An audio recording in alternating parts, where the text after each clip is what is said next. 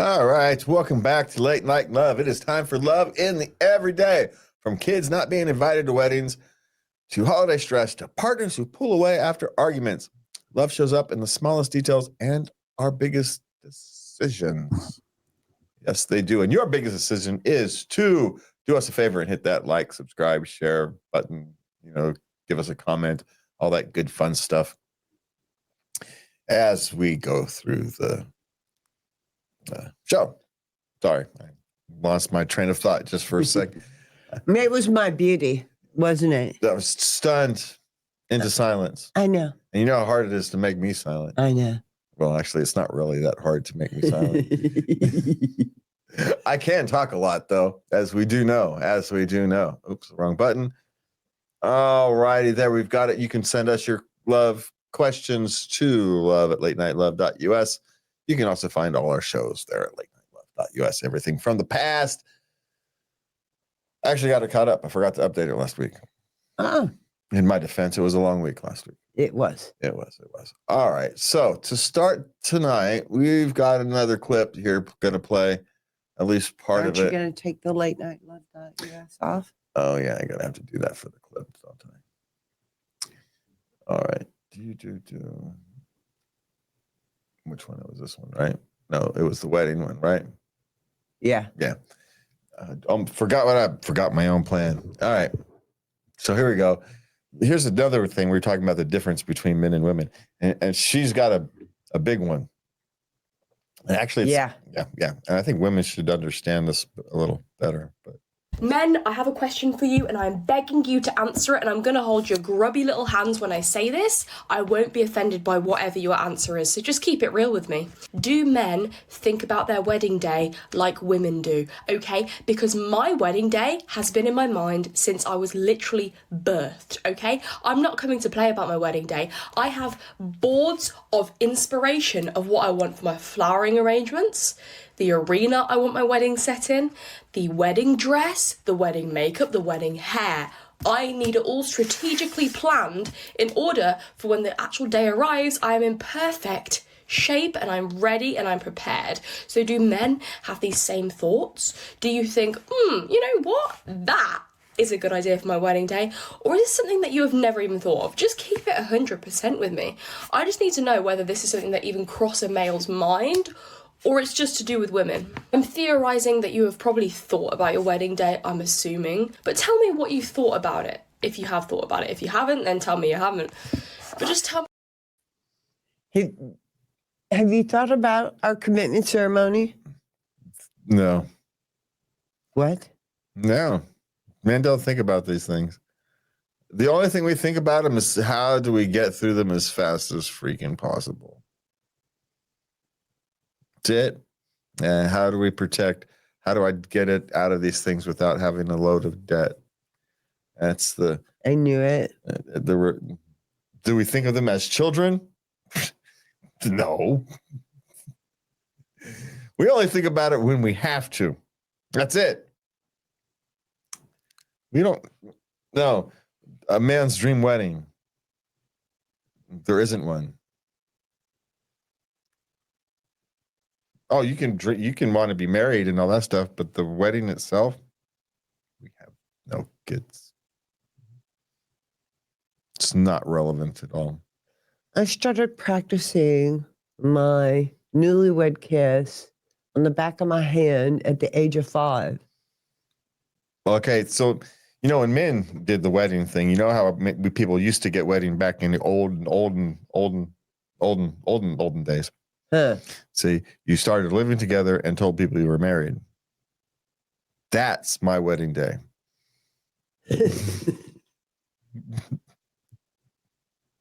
No, you do not get off that easy, mister. Nice try. You asked what my wedding day is. That's a man's perfect wedding day. There isn't one. It just happens. Tough nuggies. But that is the difference, as we shall say. That is the difference. That is the difference. All right. And in these societies where it was patriarchal, that's kind of what you would do a lot. Unlike in Egypt, Mm-hmm. Yeah. when y'all were in charge. Yeah, life was much simpler and cheaper. Have time for all this fluffery. Uh-huh. Uh-huh. All right. Well, let's get going before I get in trouble. Okay. Oh, this poor woman. Her kids aren't invited to the wedding. It's the groom's children. But the groom's children aren't invited to the wedding? No children are invited to the wedding, and he has kids.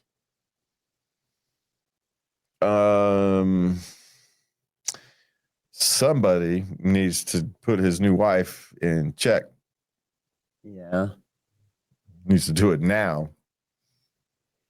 Because she wants to come before the kids. I'm sorry, kids come first. Have, will, always will be. Well, you see the problem, right? We just saw the clip. We've seen the problem, what we have here. She has a dream wedding in her head. And guess what are the first things kids do? Cause chaos. They're unpredictable. No, I think she's a control freak. Probably, but she's a control freak. She's been dreaming of this day her whole freaking life. Shit happens. Yes, I know. And she's not prepared for it. She is not prepared to be a stepmother. No, she is not. She's not prepared for the chaos of the married life that's to come. You know, and when I first became single, I did not, and for a long time, I didn't date men with children. Okay, wait. How old are these kids? Did you know you were my first? How old are these kids, though, by the way? And you came with thoughts. I had no idea. Oh, because it also depends. If they're doing like a destination wedding thing, you know, who cares? Who wanted to be at the wedding anyway? Especially dad's wedding. But if they're younger, then there is an age where kids don't care, right? Teenagers, kids ain't going to care. They're not going to care later in life either. So younger kids will care. They're younger. I'm just asking. Yeah. Yes, teenagers don't care. Thank God I don't have to go to dad's wedding. Jesus, who wanted to go in the first place? Then don't mean praise and thanking that lady. But the younger kids are going to care. So This has disaster written all over it. yeah, it really does. It really does. All right. I'm seriously considering canceling Christmas this year. Like, completely. I am losing it. They have a 5-year-old with ADHD and defiant disorder. Okay. I don't want to be overly skeptical when parents say their children have ADHD or defiant disorder and whatnot, because it's one of those things that these days is highly overdiagnosed. Thank you. But at the same time, it happens enough where you don't want to question any one person. Mm-hmm. But the solution, thankfully, is likely the same. Keep that 5-year-old busy. Yeah. And that means Christmas. It just means they've got to be active. You can't expect of someone who's got a lot of energy. You know, it's one of those, and hopefully you're not stuck in an apartment and you've got some place where you can go run around and burn some energy, but you've got to find some way for them to burn energy. Mm-hmm. And, it's change your expectations with that.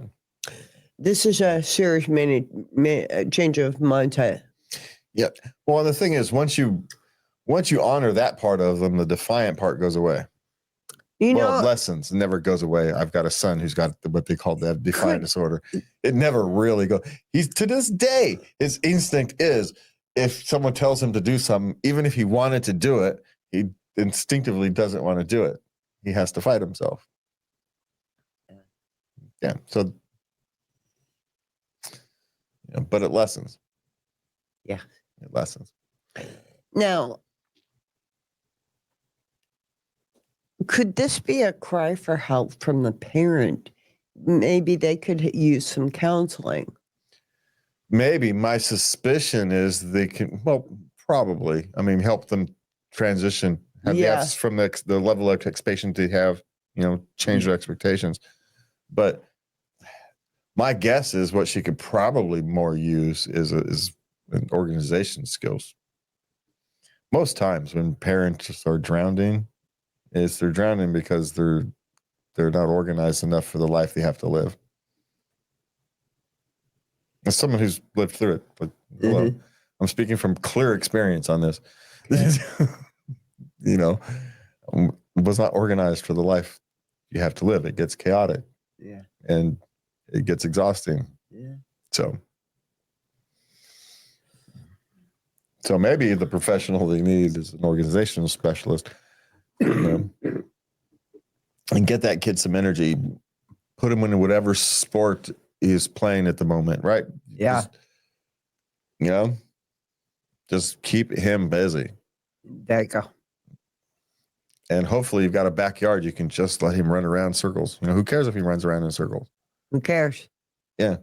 He may be running around in circles in his room because it's snowing outside. So what? And yelling, doing whatever. Let him do it. Let him do it. He's going to make more noise than you were expecting. You're going to have to accept it. Yeah. And he's defying you because you're expecting something from him that he cannot do. Can't. Literally can't. Literally can't. Huh. All right. What's next? My boyfriend is distant after an argument. Will it get better? No. That's what humans do. Something to do with your boyfriend is what humans do. He's processing. Yeah. Let him process. And I say it will get better. But you need to give him time. Well, what gets better is, okay, look, she's 23, he's 29. Uh-huh. So what's actually going to get better isn't his response. No. It's her expectations of the response. As long as she starts yeah. trusting that, okay, all he's doing is processing, all he's doing is well, she doesn't trust that. decompressing. She doesn't know that yet. She didn't know that. She's too young. Yeah. She's too young. She doesn't know that yet. Yeah. And also, she doesn't know to expect that yet. Now, I will let you in on something. I get where you're coming from, sister. Okay? Because we've been together 15 years with my darling, and I still, when he gets upset with me and he does get a little distant, he's processing his emotions. I get a little tense. I'll admit it. Is everything going to be okay? And that's human too. He's having a human moment. I'm having a human moment, but I trust we will work through it. And we will come out the end and we will be stronger and better for it. Will it happen again? Yes, it will happen again. Yeah. And it'll be a little bit easier. It gets easier over time. Yeah. And you start to trust the process. And it's just a process. It's just a human process. Everything will be fine. You're okay. Okay, what's next? What age for play dates? She has a boy, 6. You're probably reaching about the end of it, but circumstances will dictate the exact end of organized play dates things. But I think 6 is probably near the end of when mom has to be overly organizing play dates. I think it continues until they're 10. Sometimes they're 12. Well, you facilitate play dates after that. You don't organize them. Oh, yeah. There's a difference. Okay. Your child, I want to go over to Johnny's house, and you have to go take them and pick them up, or go bring Johnny home over here, or whatever it is. Mm-hmm. Okay. You're facilitating. Okay. It's no longer I have to call Johnny's mom to see if and you and Johnny's mom figure out a time, and whether Johnny or you want to go, you guys are going, and you're facilitating their desire to go have a go play with each other, and you're facilitating Yeah, that's Okay. that's a different than organizing. Play. That's not a Okay. play date. That's just, play. So, Okay. but somewhere between 6 and 10. There's your answer. That's a pretty good answer, actually. Somewhere between 6 and 10. Okay. It shifts from Yeah. Yeah. From organizing to facilitating. Yeah. Okay. That's a good answer. Okay. 5-year-old loves to argue, and I'm losing my cool. Any tips? Okay. There are little lawyers at 5 years old. I agree with you. Okay, here's the thing. What do you care what a 5-year-old thinks? Why are you arguing with a 5-year-old? Why? Does a lion care what the raccoon thinks? No. It does not. That is lunch if I feel like it, right? This is So why do you care? He won't do what I want. That's a different question. Right? I can't get him to eat his vegetables or pick up his toys. That's a different question than him arguing with me. And at some point, you do get to be parent and say, because I said so. Yeah. On a rare occasion, you can lead with it. But after the second or third time, you get to say, because I said so. And if you don't, you're going to find out why. And it's okay to do that because 5-year-olds need to know there's boundaries. And that's, there's a boundary. Okay. You're teaching them that boundary. So it's okay to teach them that boundary. But you don't always get to argue. You don't always get to question. I know when they when they first start out, they ask a question it's really good. It's a good question. And they make you want to answer this and turn it into this teaching moment, and they know it. They know you like that. And then they go, yeah, but. And then they start it on you. And they Well, I think most of the time it's genuine curiosity, genuinely trying to understand the world. But at some point, they're asking questions just to ask questions. And it's just, well, they're not actually no longer trying to win. Depends what you're talking about, right? Because are they arguing about taking a bath, or are they arguing about, I don't know, it's Pluto. State of the Union. Yeah. Is this one of those childs that's arguing about both? But there's different techniques for both. Right? So if he's arguing about his bath, you don't get to argue about the bath. You're taking a bath. You can complain all you want, but you're doing it. I'm going to allow you to complain. I don't care. You're 5. I don't care. You can complain all you want, but you're taking the bath. You arguing about the State of the Union or whatever. Is hot dog a sandwich? Well, okay, it can be a fun intellectual exercise for a few minutes, but it runs its course so long, and you're allowed to say it's enough of the conversation. We're moving on. Yeah. Take control. Yeah. It teaches them that there are barriers and boundaries, and it's your job to do that as well. They need to know. But yes, don't lose your cool. But you don't lose your cool by not taking what 5-year-olds say overly seriously. They're 5. Okay. Is it normal for a partner to ask you to contribute to a gift they said they were buying for you? He said, well, what do you want for Christmas? Uh-huh. And she said, I'd really like an iPad. And he said, I'm going to okay, don't buy it. I'm going to get you one, And they found out how expensive they are. Yeah. Yeah. Well, do you want an iPad or not? He's actually offering to pay you half of an iPad if you want to pay for the other half. If not, you're going to get a knockoff. So, because. But that's your Christmas present? Well, it depends. That's not very romantic. Married couples buy unromantic Christmas presents for each other all the time. I got Joe Coy. Yeah, not overly romantic. I didn't even go with you. How romantic is that?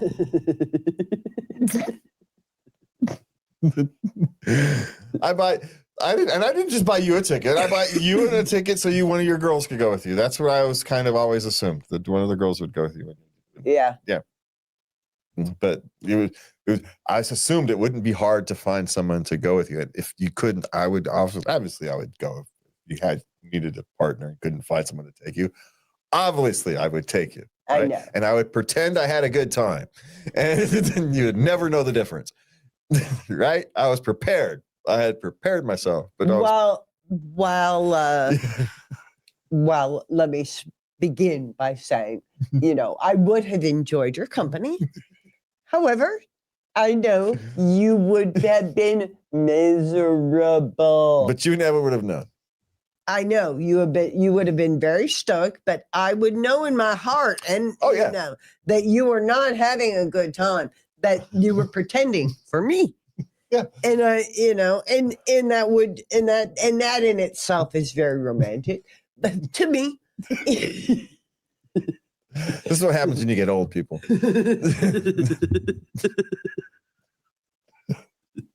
But I want to point out is you can't actually buy a Christmas gift for somebody and have them, have essentially like a date night thing and not go and have it be perfectly acceptable. Yeah. As long as you know each other and the cup and everything, life's pretty good when you get to know your partner. Just saying. Takes a lot of the guesswork out. Well, there's not all the guesswork, but some. I said a lot. Yeah. Yeah. Okay, what's next? Okay, last question in this section. Okay. Do you guys bathe your kids after a crazy blowout? Or just use baby wipes? Now, if they got it up in their hair, okay, I'm sorry. Now you're going in the bathtub. Well, I've hosed my kids down before. Taking them outside and hosed them down. So you're asking the wrong person this question. You take them outside, you hose them down, then you take them into the shower and finish the job. We were in Fresno. It was hot. No one cared. It's like 1,000 degrees, right? There was no air conditioning in the house. It was a blessing to go outside and get hosed down. But the point is,